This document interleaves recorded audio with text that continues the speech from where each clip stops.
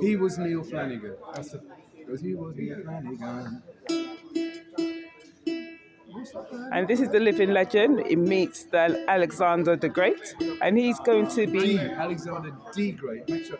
Jack always does that. It's D D. for David. Yeah. Otherwise, Alexander. People look for Alexander the Great, and they get the Emperor from Macedonia. They Well, get you could be bigger than him, you know. but it needs to be spelling out. Yeah, Alexander D, the initial, the Great.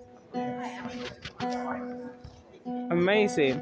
So, when did you learn the guitar?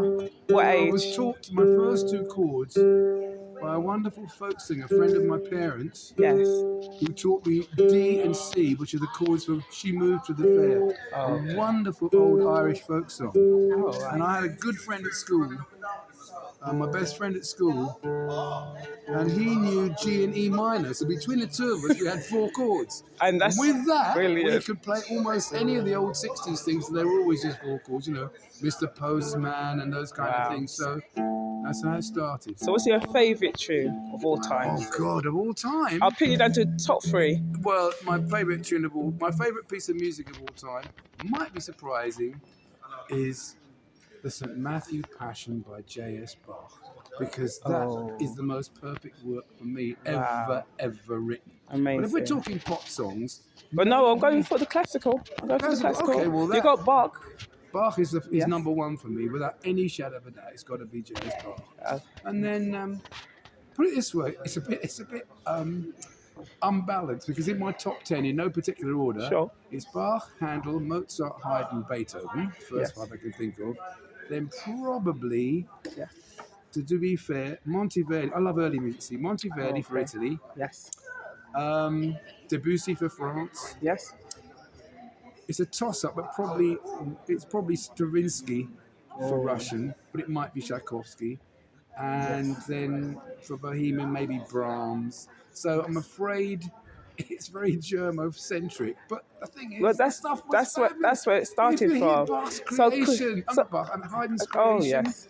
or any of the, you know what, people know Mozart for the operas and the chamber music, but the quintets, not the quartets. The quintets are magical, but no one really studies them. Yes. So, you know, it's kind of quite eclectic. The stuff I like is maybe... So going across to the pop music and the commercial. Well, the Beatles are the band that maybe want to become a better musician, right? Sure. And there are some extraordinary...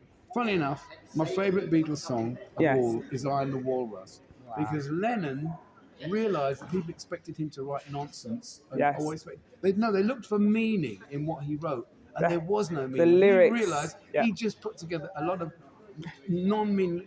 He was into Edward Lear and Lewis Carroll, and he was into the Goons. So he liked things that were off the wall. Yes. And because he liked things that were off the wall, he wrote I'm the Walrus, which is the biggest kind of, send up anything ever in pop music. Yes. And I guess Stevie Wonder, As. The song As by Stevie Wonder is a knockout one. I also love Steely Dan, especially the late stuff. You're pulling out the classics now. Asia by Steely Dan, with the great, what's his name? Steve Gadd playing the drum solo. Wow. And Wayne Shorter, the sax solo. That's, So Motown, of course. What's Going On? Marvin Gaye. Yeah, a classic, another wonderful classic tune. And I was lucky enough in 1965, when I was a teenager, going on 16. I don't think I was 16 yet, because it was in the summer. Right. The Stax Roadshow toured, and in Hammersmith Odeon, they showed up. Booker T and the MGs opened the show. Yes. Made me want to become a keyboard player, became an organist, bought a Hammond organ because of a Hammond organ, standard. Hammond organ was it, standard. Yeah. So that was because of Booker T, the MGs. Then they were joined by the horn section, the Bar-Kays. Then it was, there were a number. Carla Thomas was on it. Eddie Floyd had just done Knock on Wood. Sam and Dave. And topping the bill. Arthur Conley was on too. Okay. Do you like good music? Yeah. So was that. But to finish the show, brilliant. The great Otis Redding. One and only. I've been loving you too long, amongst other hits. So that was the making of me. Plus, of course, all the clips as I heard as a small child. Yes. And I'll tell you another thing. The island of Calypso? I'm from Trinidad and Tobago, right? Totally. But the thing is, when I was about either 8 or 9, I heard Sparrow sing a song. I'm going to do a little piece for you called carnival boycott. The biggest bacchanal is in Trinidad Carnival. Oh Lord, the biggest bacchanal is in Trinidad Carnival. But no competition for me in San Fernando for the city. They could reach Peter or Paul. I wouldn't even go so far to see football. I intend to keep all my costumes on the shelf. Let they keep the prize and the fighting between their own self. And let the queen run the show without steel band and calypso. And if you want to go, you could go up there, but me ain't going nowhere. And the reason why that song is so important, it was done in 1957. Yes. In 1956, he won Calypso Monarch at the tender age of 18 Wow. with Gina Dinah. Now, the prize money was $50 TT, Trinidad and Tobago dollars.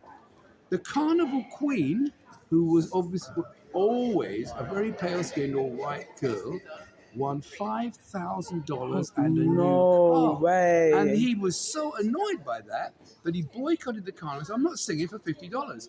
The following year, they put it up to $100. Now, I think the prize is $1 million TT, which is about £85,000. So now the Calypso Monarch in Trinidad gets. It's all about the Queen. But the Queen, I don't know what the Queen said. She probably still gets a new car, but who knows? But the disparity. It was and he was enormous. And the worst thing, the funniest thing is, I thought he was talking about the Queen of England because I didn't know there was a car. I was only 8 years old.